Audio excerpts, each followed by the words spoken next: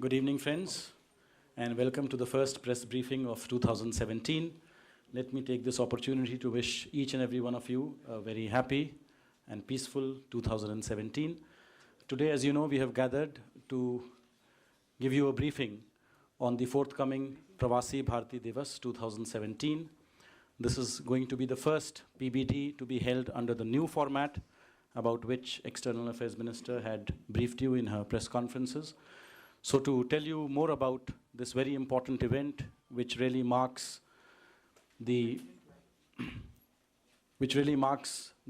engagement with the diaspora for us. It's a continuous process, but this is like the annual celebration of our engagement with the diaspora.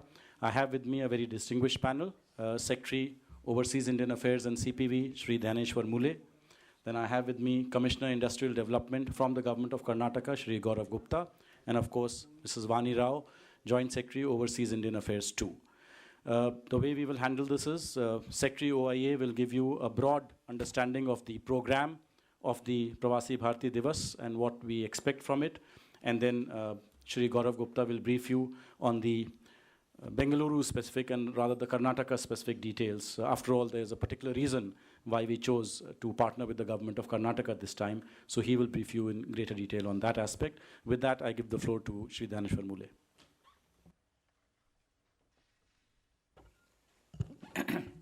Good afternoon, friends. The Ministry is organizing the 14th Pravasi Bharatiya Divas Convention from 7th to 9th January in Bengaluru, Karnataka. The Pravasi Bharatiya Divas Convention is a very important platform for engagement of the Government of India and the state governments with the overseas Indian community. PBD has been held traditionally on 9 January every year to commemorate the return of Mahatma Gandhi as the Pravasi from South Africa to India. Presently, there are nearly 3.12 crore, about 31.2 million overseas Indians settled globally, of which nearly 1.34 crore, that is 13.4 million, are persons of Indian origin, and 1.78 crore, that is 17.8 million, are non-resident Indians. The first PBD was held in January 2003 in New Delhi. So far, 13 editions of the PBD convention have been held, the last in Gandhinagar, Gujarat in January 2015, which coincided 14, which coincided with the 100th anniversary of Mahatma Gandhi's return from South Africa. The PBD is often held in cities outside Delhi in partnership with states which have large diaspora populations outside Delhi. PBD conventions have traditionally seen the participation of a large number of overseas Indians. However, the convention was becoming a repetitive event without significant outcomes. Therefore, the PBD format has been revamped under the guidance of Honorable EAM. The government has therefore decided that the PBD convention will henceforth be held once in 2 years. As per this decision, in 2016, 10 PBD conferences were held in New Delhi on subjects of relevance to both overseas Indian community and the Government of India. To each of these conferences, we invited overseas Indians who are domain experts in their respective fields, policy makers and stakeholders in India, enabling a direct dialogue between the overseas Indians and stakeholders in India. The 14th PBD convention will be held from 7 to 9 January 2017 in Bengaluru in partnership with the state of Karnataka with the theme Redefining Engagement with the Indian Diaspora. We have been working closely with the Government of Karnataka and the representative here today to organize the event, and we appreciate the cooperation and assistance which we are receiving from the state government and various departments which are involved on their behalf. I will run through some main program elements of the 14th PBD convention. First, the Youth Pravasi Divas.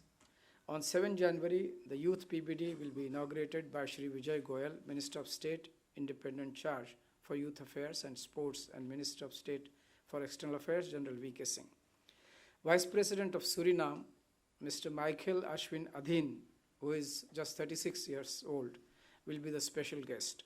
The Youth PBD seeks to reconnect young overseas Indians with their Indian roots and enhance their awareness of both contemporary India and the culture and heritage of India.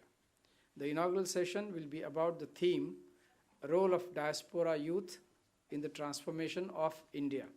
Youth PBD will see participation of 160 Indian origin youth visiting under 4 of our Know India programs, 250 graduate and postgraduate students from the National Service Scheme, and 200 students from Bengaluru colleges.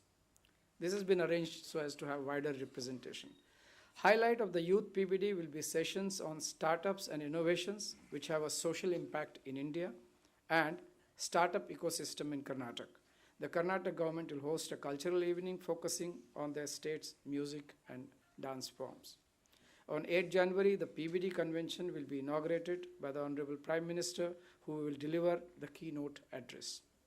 Prime Minister of Portugal, Dr. Antonio Costa, will be the chief guest for the inaugural function. Ministers from Malaysia, Dato Seri S. Sami Velu, Special Envoy of the Government of Malaysia for Infrastructure, Datuk Seri Dr. S. Subramaniam, Minister of Health, and Mauritius Minister, Mr. Prithviraj Singh Rupan, will also participate in the PBD as special guests. The Union Minister of HRD, Shri Prakash Javadekar, Minister of Culture and Tourism, Shri Mahesh Sharma, Minister of Health, Shri J.P. Nadda, some ministers from the state governments, and several members of parliament will also participate. This will be followed by the Chief Minister's session. We invited all the Chief Ministers to participate as the PBD is an excellent opportunity for them to connect with the diaspora and also showcase their respective states. 8 Chief Ministers have so far confirmed, including Karnataka. These are Assam, Chhattisgarh, Maharashtra, Jharkhand, Kerala, Madhya Pradesh, and Puducherry. There will be plenary sessions after lunch. The day culminates with a cultural evening hosted by the Minister of External Affairs to give a glimpse of India's varied forms of dance and music. On January 9, that is the last day of the PBD convention, there will be several plenary sessions on issues which are of significance to the Indian diaspora, such as immigration to ECR countries, role of diaspora organizations, the Indian community in Girmitia countries, etc. The Honorable President will deliver the valedictory address and confer the prestigious Pravasi Bharatiya Samman Awards on 30 overseas Indians in India and abroad. From 2017, there will be 30 PBSA awards in each PBD convention, as the awards will now be granted once in 2 years. On January 9, 2017, Indian missions and consulates all over the world will also celebrate PBD in their respective jurisdictions with participation of the overseas Indian community. I would like to highlight some unique aspects of the PBD convention this year. The logo, you might have seen it already, the logo of the PBD was selected through an open competition launched in MyGov earlier this year. We developed a portal, pbdindia.gov.in, which gives program and highlights of the convention and is being updated regularly. Delegate registration is also through this portal. All sessions in PBD 2017 will be in plenary format and there will be no concurrent sessions. This has been done to ensure good attendance in all the sessions. All sessions will be interactive to enable a direct dialogue with the delegates through a designated Q&A session during which overseas Indian delegates can convey their suggestions and comments. All sessions will be live streamed globally. One of the attractions at the PBD is an exhibition which will give an opportunity to delegates to know more about the government's ongoing programs and see the vast strides that the nation has taken in various sectors and states. For the first time, the PBD exhibition will have 5 specific themes and zones. That is, flagship programs of the Government of India, schemes and programs for NRIs and PIOs, opportunities in states for business, investment, tourism, incentives for NRIs and PIOs, etc. Then Indian handicraft and cultural bazaar, including sale and demonstration by artisans. And finally, corporate sector, where it will feature the Indian corporate sector and PSUs, etc. The highlight of the exhibition is again a pavilion about India's top 20 social innovators, which will feature 20 startups selected on the basis of nationwide contest organized by the Ministry of External Affairs. The contest, which was organized on MyGov portal, called for applications from startups and innovators who had a social impact in India. The winner will be awarded a certificate and cash prize of rupees 1 lakh. There will be a designated B2B meeting lounge in the exhibition area. This is being done for the first time. We have launched a B2B platform online, pbdb2b.in, through which delegates can pre-arrange meetings with each other, exhibitors, corporate sector, and government officials who are participating in the PPT. To enable enhanced participation of young Indian diaspora, registration fees for this segment have been reduced substantially. The registration fees for group registrations have also been rationalized so that Indian associations, community organizations, and Indian professional organizations abroad can participate in good numbers. Our missions and consulates abroad will also celebrate PBD on 9th January. More than 4,000 delegates are expected to participate. We have very good registration so far, and we are hoping that there will be more registrations in the coming days, particularly from the overseas participants. We look forward to welcoming diaspora groups from Malaysia, Mauritius, UAE, and Qatar, which are sending groups of overseas Indians to the PBD. Qatar is in fact sending one of its largest delegations of overseas Indians to the PBD, nearly 140 persons. We look forward to welcoming all of them at the PBD in Bengaluru. A mobile app for convenience of delegates has been introduced for the first time. The app PBD 2017 is available in Google Play and Apple App Store and can be installed free of cost. The app will update the delegates about program and other highlights of PBD 2017 and will give real-time updates of the event. Coupled with the fact that the venue will have free Wi-Fi, the app is expected to prove to be a useful tool for delegates on the go. The app is also eco-friendly and in keeping with technology of the day. We hope that the convention will enable the government to continue our engagement with the overseas Indian community, address some issues which pertain to them, take on board their suggestions and feedback. We will also celebrate at PBD the achievements of the Indian diaspora and take pride in their success. With this, I will conclude my opening remarks. If you have any questions, I will be, of course, happy to take them. Thank you so much. I would like to thank Secretary OIA for giving this comprehensive briefing on the 14th Pravasi Bharatiya Divas. I now turn to a representative from the Government of Karnataka, Shri Gaurav Gupta, Senior IAS Officer, to brief you on the Karnataka-specific aspects of the PBD. Gaurav. Good afternoon and Happy New Year to all of you. Pravasi Bharatiya Divas convention organized by Ministry of External Affairs as a flagship event to connect India to the vast diaspora is being organized 7th to 9th January every year. And this time Bangalore has been chosen as the venue and Karnataka is the host state.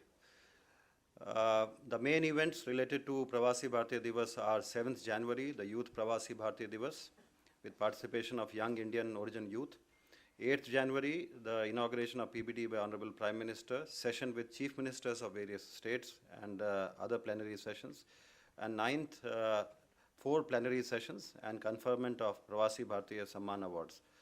Bangalore International Exhibition Center has been finalized as the venue for conducting the Pravasi Bharatiya Divas. And this venue has been visited number of times. There has been a MOU which has been signed between the Ministry of External Affairs and Government of Karnataka. As part of this, it is decided that the cost of hiring the venue is borne by the state government. The preparatory work and additional infrastructure at event venue is being taken up by the event manager appointed and paid by Ministry of External Affairs. Other responsibilities specified in the MOUs are being carried out by the state government. In particular, issues of media, publicity, and outdoor branding, etc., are being taken up by the state government on the basis of creatives being provided by Ministry of External Affairs. State government has also provided for budgetary support towards the venue cost, advertisement and media, cultural programs, food, transportation, accommodation, etc. And government has released necessary funds for this purpose. The Honorable Minister for Large and Medium Industries and Infrastructure Development, Government of Karnataka, has held several meetings, 7 meetings to be precise, with the senior officers of all departments concerned. The Ministry of External Affairs has also been present through its representatives in these meetings. And beside that, there are various committees that have been constituted for successful organization of Pravasi Bharatiya Divas. This includes Coordination Committee under the chairmanship of Honorable Minister, Monitoring Committee under the chairmanship of Chief Secretary to Government of Karnataka, and subcommittees chaired by Additional Chief Secretaries to Government. The state government is also organizing 2 sessions, and that responsibility has been given to us. 7th January session to showcase startup ecosystems in Karnataka, which is titled Fueling Growth Through Disruptive Innovations, knowing fully well that Karnataka and Bangalore are the startup centers for India. So fueling growth through disruptive innovation, that is being organized by Department of Information Technology, Biotechnology and Science and Technology. And another session to showcase investment opportunities in Karnataka, which is titled Innovate, Invent and Invest in Karnataka. We all know that Karnataka is one of the major recipient states for foreign direct investments, and look forward to engaging the diaspora for investments and investment opportunities in the state of Karnataka. Karnataka government will also be arranging cultural programs on 7th January, which will be choreographed and presented through the Department of Kannada and Culture. This will be followed by dinner for the Yuva Pravasi Bharatiya Divas delegates, again hosted by the state government. We are also providing for university students for participation in the Youth Pravasi Divas programs on the 7th. On 9th, the lunch that is also being hosted by the state government. State government is also organizing industrial visits on 7th and 10th. These industrial visits are to various locations of interest. I will specifically mention visit to Information Technology Park Limited in Whitefield, organized by Department of Information Technology and Biotechnology. Visit to IAMAI Mobile Accelerator, NASCOM 10K Startup Warehouse, NASCOM IoT Center of Excellence in Diamond District, Domlur, organized by Department of Information Technology. And visit to Electronic City Association and Bangalore Bioinnovation Center, Bangalore, organized by Department of Biotechnology, Government of Karnataka. And also the 4th visit to High Tech Defense and Aerospace Park, Devanahalli. That will be organized by the Karnataka Industries Department. We are also organizing number of sightseeing tours, which are being organized by the Department of Tourism, Government of Karnataka, which includes day sightseeing tours around Bangalore, Mysore, Kabini and such other places by Karnataka State Tourism Development Corporation on payment basis. I would also like to mention that state government has been allocated 1,000 square meters of exhibition space at the PBD exhibition for showcasing the policies and progress of state government and the public sector undertakings. The design and execution of this Karnataka pavilion is also being taken up by us. We also are organizing the media and publicity through newspapers, hoardings, airport hoardings, bus shelters and bus branding, and through skywalks, gantries and metro pillars, etc. Newspaper advertisements will also be taken up on 8th and 9th by the state government on the basis of the list forwarded by Government of India. We are organizing number of liaison officers for assisting the guests and also arranging for protocol the list of speakers, the MPs of parliamentary committees on external affairs, chief ministers of 9 states, chief guest and special guest for Youth Pravasi Divas who are invited. And this list of liaison officers has been shared, and we have also held one session to brief them about the arrangements required. Shuttle services are also being provided between the city and the Bangalore International Exhibition Center. The venue is about 15 to 20 kilometers away on the Tumkur Road, and the commute time will be typically about 1 hour. As regards security, a lot of effort has gone into this. Traffic management plan and security plan for the participating dignitaries has been prepared by the Home Department. Additional CCTV cameras and baggage scanners sought by the police department are being arranged. And regarding parking space outside the Bangalore International Exhibition Center and across the National Highway 4 on Tumkur Road has been blocked. The NHAI has been asked, and they have agreed to remove the median opposite the venue on the event days so that we can have smooth flow of traffic. Toll-free exclusive lane for movement of PBD delegates during the event days has been arranged. Fire and emergency services are in place. The work of asphalting of 4 helipads and connecting road to BIAC has been initiated, and this will be over. 2000 souvenirs, Mysore inlay work on rosewood is being prepared by Karnataka Handicrafts Development Corporation for presentation to the delegates. Karnataka tourist guidebooks are being arranged by Tourism Department for insertion in the delegate kit.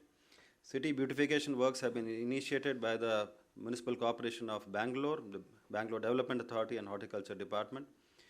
Action has been initiated for setting up the dispensary, emergency health services in the venue premises. Disaster management plan, a detailed disaster management plan is in place, and also there have been special permissions issued by the Commercial Tax Department for transport of goods to and from the venue for the exhibition participants.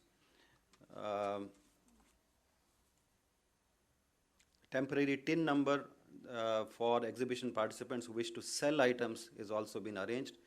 Facilitation desk for dignitaries and delegates is arranged in the airport for coordination between the logistics partner of MEA and the international airport at Bangalore. There is other works which are relating to infrastructure in the city. The road overbridge near the venue has been completed. Uninterrupted power supply is being provided, and arrangements have also been made for issue of passes for the registered delegates in consultation with the MEA. The MEA is printing the passes, and they will be distribution will be taken care of by us. We were providing a center for this purpose. So this broadly indicates the details of several other programs are there with me, and as and when required, I'll share it with you. Thank you. Thank you, Gaurav, for that very comprehensive briefing on the tremendous arrangements that the Government of Karnataka has made to ensure a very successful Pravasi Bharatiya Divas, the 14th edition. The floor is now open for questions, but before that, I would like to tell you that the entire program of the Pravasi Bharatiya Divas has been uploaded on the website. You can have a look. The media, by the way, let me tell you, is permitted to attend each and every session. There is no sessions where the media has been kept out. So you are all part of each and every session. The details of all the sessions are now available on the website. If you look under media advisories, you will see the detailed program of the Pravasi Bharatiya Divas, including the details of the sessions and the participants. The floor is now open for questions. Before you ask a question, please also introduce yourself and your organization. First question to Smita Sharma. My question is to Mr. Gupta and Vikas. You can activate. I'm Smita Sharma from India Today. This afternoon we have been reporting about some shocking visuals from Bengaluru, from MG Road, of mass molestation of women, incidents involving groping on New Year's Eve. Does it act as an embarrassing curtain raiser to an event where you will be talking about startup ecosystems and tourism investment opportunities? I think the same reports also carry the fact that Bangalore is one of the safest city to be in, particularly for the ladies. And the kind of incidents which have been reported are still being probed by the city police. They happened on 31st night, midnight, and the details of that are being ascertained. I'm sure that they have no connection whatsoever with what will go on the 7th, 8th, 9th, And Bangalore continues to remain one of the safest cities for women and for startups and for any other youth around. And there's a lot of mingling between the youth in finance sector, technology sector, and also innovation sector all throughout. And that doesn't get affected by the incidents which have been reported, which I said is already being investigated. Vijay. Vijay from Sakal Media Group. My question is to Mr. Mule. Prime Minister has been going to various countries, meeting the diaspora for the last 2.5 years. And he has been appealing to them to come to India, invest in India. You know, I mean, have you got any figures so far the FDI is coming from, especially from the NRIs, all the people who are settled there in India in the last 2.5 years? Can you give some figures if you have? Well, I'll reply differently. The whole focus of Prime Minister's speeches has been conveying that in India we are busy creating a conducive environment for the investment, and a number of steps in that direction have been taken. DIPP and Ministry of Commerce and Industry is in charge of investment. They along with the RBI maintain these figures. But what I have to say is that a number of measures that have been introduced, whether it is raising of the cap for various investments, opening up of infrastructure sectors, like including defense and railways for foreign investments, these have gone down well. Along with that, something like 155 countries now can avail what we call e-tourist visa. A number of measures have simultaneously been taken to relax the visa and passport requirements, both domestically as well as for visiting visas, and number of such measures are also under consideration of the government. This being the case, government essentially can create a conducive environment for investment, and including NRIs. So my personal belief is that a large number of NRIs have been taking active interest, and it is reflected in the country heads that are appointed in India. You go to cities like Pune and Bangalore, you have large NRIs and OCI, card holders are now residing in India, and they are, because the way we have incentivized them, they are very happy to come and stay in India. There is no restriction on the length of their stay, for example, of the OCI card holders. And PIO cards are also now being converted into OCI cards. What it essentially would mean is the same facilities of OCI cards will also be available henceforth to the PIO card holders. So these are, the steps. Now, I can confess that I don't have the actual figures because these are not maintained by us. I'm George Kaliwailil from Deepika Malayalam Daily. Yeah, there were certain decisions like a special university for the children of NRIs and PIOs, and there was an investment window was offered later. And is these things are really there or completely dropped? Vani, I think, will respond to that. Before I respond, the secretary was right earlier. The last PBD convention, 13th, was actually in January 2015, so my apologies for that. We had mooted a proposal for setting up a university for children of NRIs. That was some years ago, but as the process was ongoing, we came across several hurdles, including legal and regulatory challenges. And as in the process of interministerial consultations, we also came across some practical problems that would come up in setting up such a university. So we have actually dropped that proposal formally. It is no longer in existence. What about the investment window? I think you mean by investment window the Overseas Indian Facilitation Center. Yeah, that was an organization that was set up by the erstwhile Ministry of Overseas Indian Affairs. And after the merger of the two ministries, there has been some reallocation of work that pertain to investment. The investment functions pertaining to overseas Indians, they've now shifted to DIPP. So DIPP, which is also heading which has set up the Invest India, will also promote investments by overseas Indians. That mandate no longer exists with the Ministry of External Affairs. So the body Overseas Indian Facilitation Center is no longer active. Manas. My question is to, in fact, Secretary Mule. When- Sir, Organization.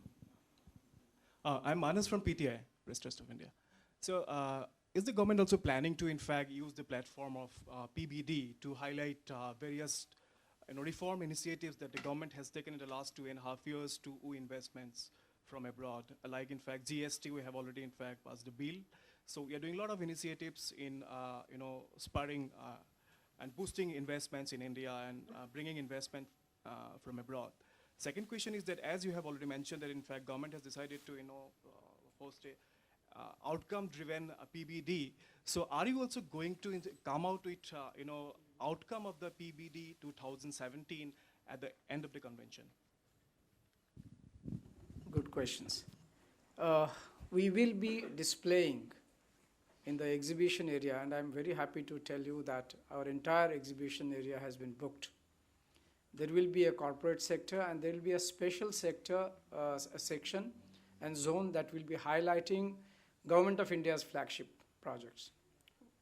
But this does not include what will happen in future, what we've been doing currently, what the government is right now doing, whether it is Make in India and Swachh Bharat, then Ministry of External Affairs' own schemes which focus specifically on NRIs and OCIs. These will be displayed, and various schemes, for example, that we run for the Gulf workers from India. Those will also be explained, because government is running a number of schemes. In fact, just to add what Vani said earlier, after the merger, all the existing schemes were reviewed and revamped under the guidance of EAM.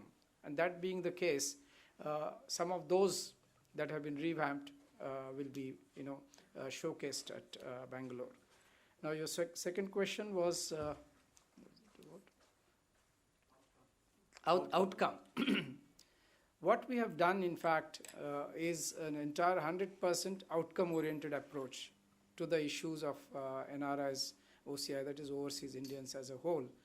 And in that context, the revised PBD format, while the convention will be held once in 2 years, PBD is an ongoing process. So every month for the last 10 months, we have had one focused brainstorming under the chairmanship of EAM. And these 10 sessions that have been held, whatever action has been taken, whatever recommendations have been made, these will be presented to the entire plenary in the Bengaluru, and thereafter a direct engagement with the larger diaspora will be held. Those will be then added and forwarded to the concerned department of the government for further consideration. So in my view, there can't be a better way of sort of inclusive approach to policy making than this. Charu?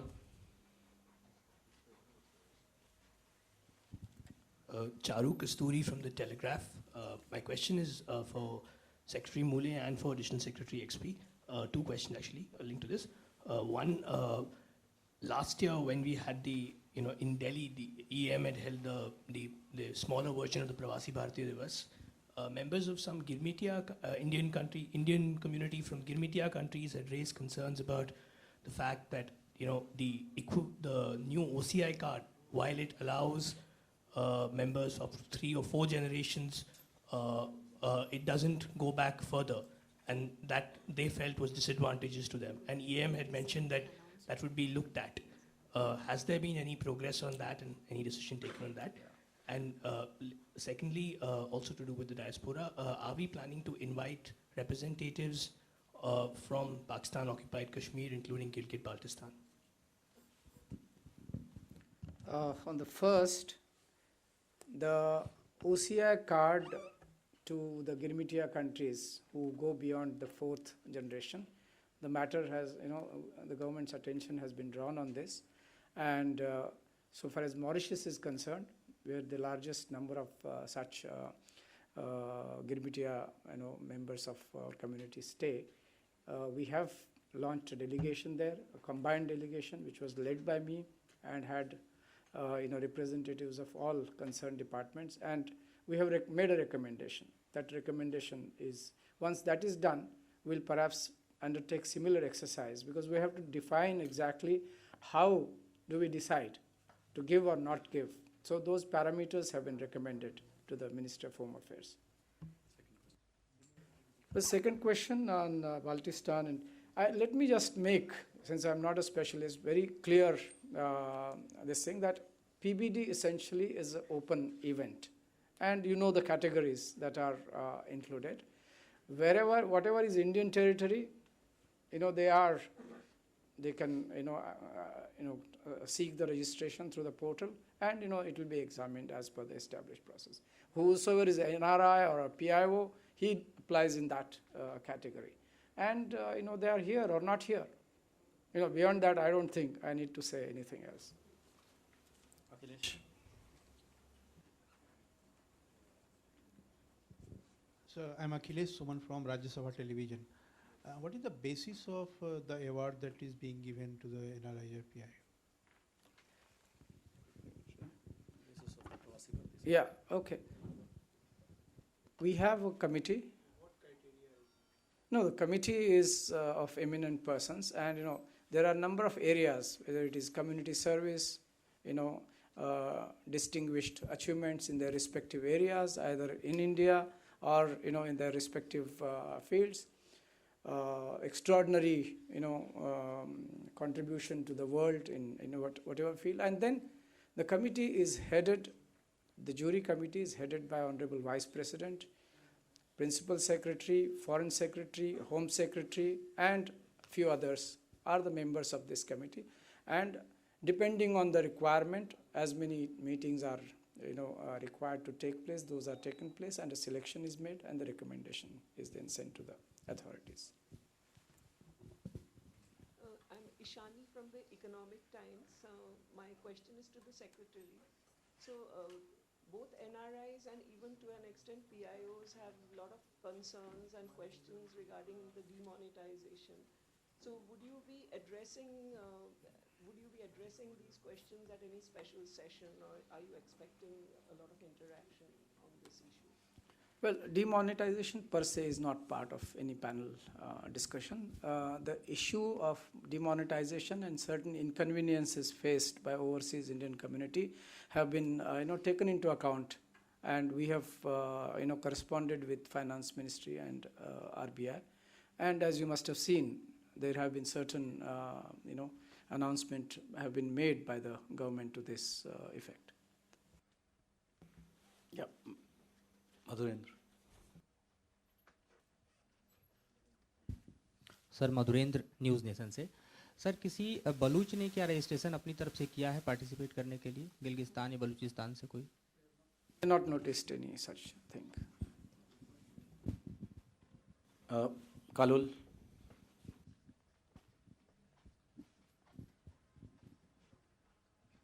Sir, Kalol from the Hindu. Today, the Qatar Supreme Court has sentenced 2 Indians to death. In context of what you're saying, that the Qatar will be sending one of the largest contingents in this convention, do you think you'll acquire some sort of a handle also in such cases in future? If you are following Honorable External Affairs Minister, she has been personally involved in providing relief to the distressed Indians worldwide. And that is the kind of a cue for all of us. All of us in the Ministry of External Affairs are extremely concerned whenever such incidents happen or anybody is in distress, and immediate action is taken. And as a result, actually thousands of people have been rescued or brought back or have been given relief locally. Many people have got pardoned because of the government of effort. So this is an ongoing effort, and we have to always respect the local law and then work through the local governments and authorities. And it's not always as simple as one thinks when one reads the news in India. Thank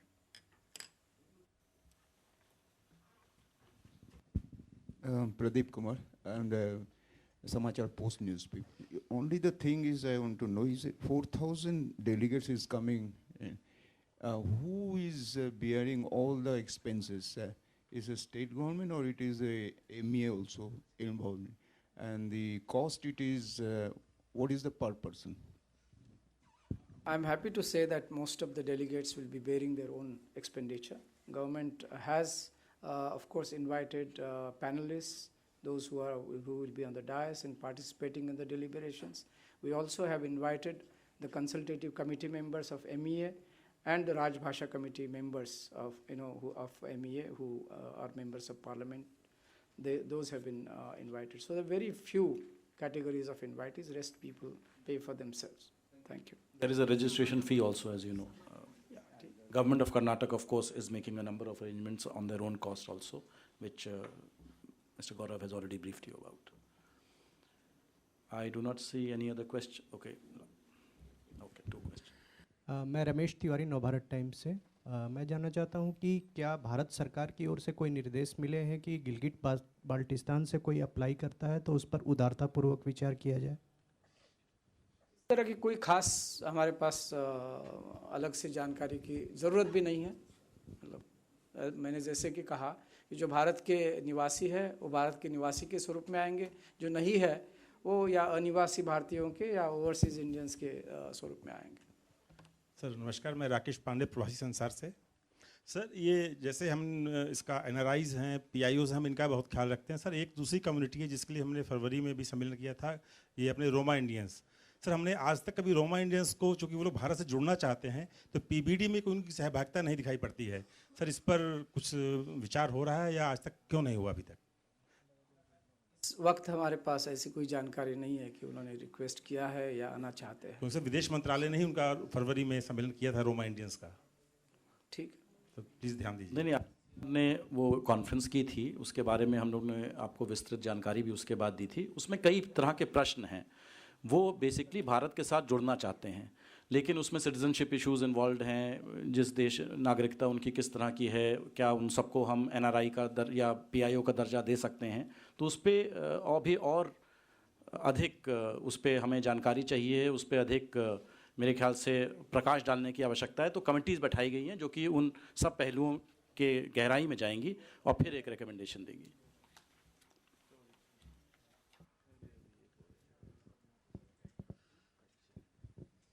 sir Yogesh Bhardwaj punch magazine से. मैं ये जानना चाहता हूँ 14वां प्रवासी भारतीय दिवस से इन 14 सालों में MEA के पास किसी ऐसे NRIs की सूची है जिसने भारत में निवेश किया हो अब तक? जैसा कि कहा गया पहले, ये सूची अब हम नहीं मेंटेन करते हैं, लेकिन हम अभी इस कोशिश में है कि प्रवासी भारतीय जितने भी हैं विदेश में उनकी सबकी सूची बनाई जाए. इसके लिए अलग से पोर्टल पे काम किया जा रहा है. उसके अलावा आप शायद जानते हैं कि स्टूडेंट्स जो विदेश में हमारे भारतीय विद्यार्थी, उनके पंजीकरण होने के लिए उसके लिए भी अलग से अब पोर्टल जारी किया गया है और उसके ऊपर अब रजिस्ट्रेशन शुरू हो गई है. I'm George from Deepika again. This is regarding the special issues faced by the NRIs in Gulf area, Arab areas. You know, these people are facing so many issues related to their job security, social security and all. And one more special thing is that one Father Tom, who is an NRI, who was abducted in Yemen, is still in the custody of the abductors, and it is almost 10 months. Is there any progress? Anything can be done? On Father Tom, I have already put out a statement. Basically, we are in touch with the authorities in Saudi Arabia as well as the local authorities in Yemen, and all efforts continue to be made to secure his early release.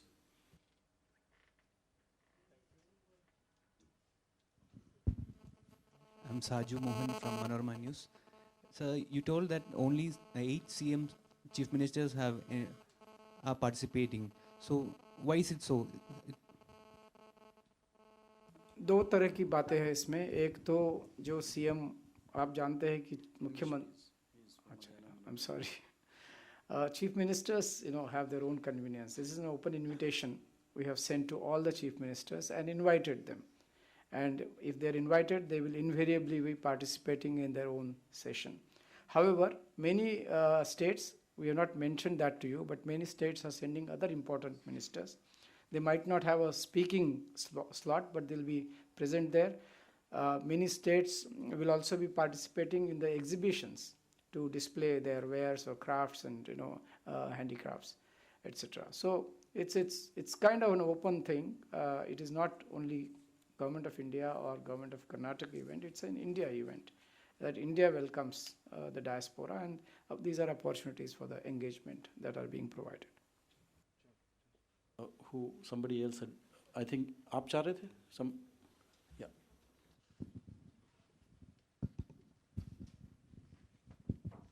Shubha. Shubha Singh, columnist. Could you tell us something more about the committee that you mentioned on Roma? What are they looking at? No, they are. And who is heading it? No. As I said, I do not have full details, but I do know at the time when this was held, they had come up with a number of recommendations.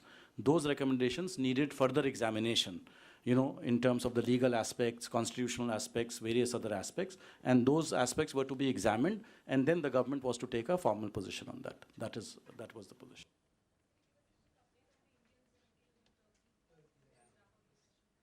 Look, that has nothing to do with the Pravasi Bharatiya Divas. No, there is no, as I said, I'm waiting for a report from our ambassador there. 2 Indians were involved. One was a gentleman, Mr. Rizvi, and one was a lady, Ms. Khushi Shah. And, it's very unfortunate. They happened to be in the wrong place at the wrong time. And obviously the ambassador is doing everything to facilitate the, repatriation of the bodies. We are facilitating the issue of visas to the family members who want to go there to personally collect the bodies and things like that. They were tourists. They were there in that nightclub at the wrong time, as I said. They were not permanent residents of Turkey. Okay, I think with that we have exhausted all the questions, so thank you all.